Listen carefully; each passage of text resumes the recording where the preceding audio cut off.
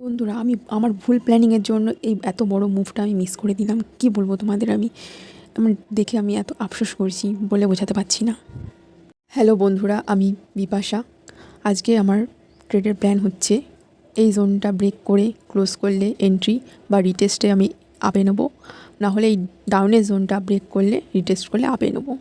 তো আমি এই লেভেলটা টেনেছি কারণ কালকে মার্কেট অনেকক্ষণ এই সাপোর্টে হোল্ড করেছে, তারপরে আপে চলে গেছে। আপে গিয়ে এখানে যারা সেল করেছিল তাদের এসএল খেয়েছে। এসএল খেয়ে আবার মার্কেট ওখান থেকে পড়ে এখান থেকে যারা এই লেভেলটায় যারা বাই করেছিল তাদেরও এসএল খেয়ে মার্কেট এতটা পড়ে এখন এখানটায় হোল্ড করছে। তো আমার প্ল্যান হচ্ছে, আমার এন্ট্রি হয়ে গেছে এইখানে এতক্ষণ পর। তার আগে আমি এই স্ট্রং গ্রিন ক্যান্ডেলটা এন্ট্রি নিয়েছিলাম 15 মিনিটসে, দেখতে পাচ্ছ। তো এখানটা আমার এসএল চলে গেছে। তো আমি হাফ কোয়ান্টিটি নিয়েছিলাম রিক্স, আর হাফ ছিল।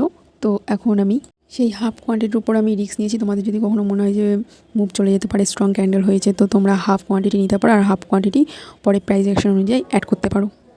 দেখতেই পাচ্ছ মার্কেট স্পাইক মেরে নামিয়ে নিল। আজকে আমার এসএল হয়ে গেছে এই জায়গাটাতেই। এখানে সবার এসএল ছিল, তাই আমার লিমিটটা একটু ওপরে লেগে গেছে।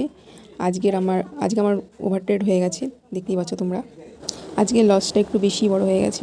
এর প্ল্যানিংটা আমার ভুল ছিল, কারণ আমি জুম আউট করে দেখাতে চাই। 1 ঘন্টার চার্টে আমি দেখতে পাচ্ছি যে মার্কেট ডাউন ট্রেন্ডে আছে। দেখতে পাচ্ছ যে মার্কেট এখান থেকে পড়েছে, ডাউন ট্রেন্ডে আছে। আমার ওয়েট করা উচিত ছিল যে মার্কেট রিটেস্টের জন্য যেন আসে। রিটেস্টের জন্য আসার পর আমাকে আমার এই জোনটাতে দেখায়, একটু জুম করে, আমার এই জোনটাতে আমার এন্ট্রি নেওয়া উচিত ছিল ডাউনের দিকে। আমি সেই ভুলটা করেছি যে আমি এই স্ট্রং গ্রিন ক্যান্ডেলটা দেখে আমি আর একটু জুম করে দেখাই। আমি এই স্ট্রং গ্রিন ক্যান্ডেলটা দেখে ভেবেছিলাম যে আপে যাবে মার্কেটে লেভেলটা ব্রেক করছে বলে, কিন্তু আমি ভুল ছিলাম। আমাকে একটু ওয়েট করে দেখা উচিত ছিল মার্কেট এখানটায় কীরকম বিহেভিয়ার করছে। তো তারপর আমার ঠিক এই জায়গাটায় আমার এন্ট্রি হতো। এই যে ক্যান্ডেলটা যেটা আমার এসএল খেয়েছে দেখিয়েছি চার্টে, তো এই ক্যান্ডেলটা যে ব্রেক করলো, এই ক্যান্ডেলটা ব্রেকে আমার এন্ট্রি ছিল। এসএল ছিল আমার মাত্র 13 পয়েন্টের। 13 পয়েন্টের এসএল আমাকে অনেক বড় মুভ দিয়েছে, দেখতেই পাচ্ছ।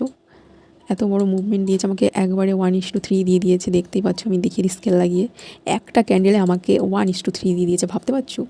তো আমি এই বড় মুভটা মিস করে গেছি। তো আমি নেক্সট টাইম চেষ্টা করবো যে এই মুভমেন্টটা যেন আমি এরম টাইপের মুভমেন্ট না মিস করি। আমায় তোমরা কমেন্ট করে জানাও কারা কারা এরম মুভমেন্ট মিস করো, আর মুভমেন্ট মিস করার পর আফসোস করো যে নিতে পারলে না। আগে যদি তোমরা একটু ওয়েট করে ওয়াচ করতে, তাহলে বুঝতে পারতে যে মার্কেট কোন দিকে যাচ্ছে, সেইভাবে তোমরা মুভমেন্টটা ক্যাপচার করতে পারতে। আমাকে কমেন্ট করে এবং আমার চ্যানেলকে সাবস্ক্রাইব করে রাখো এরম টাইপের আরও ভিডিও পাওয়ার জন্য।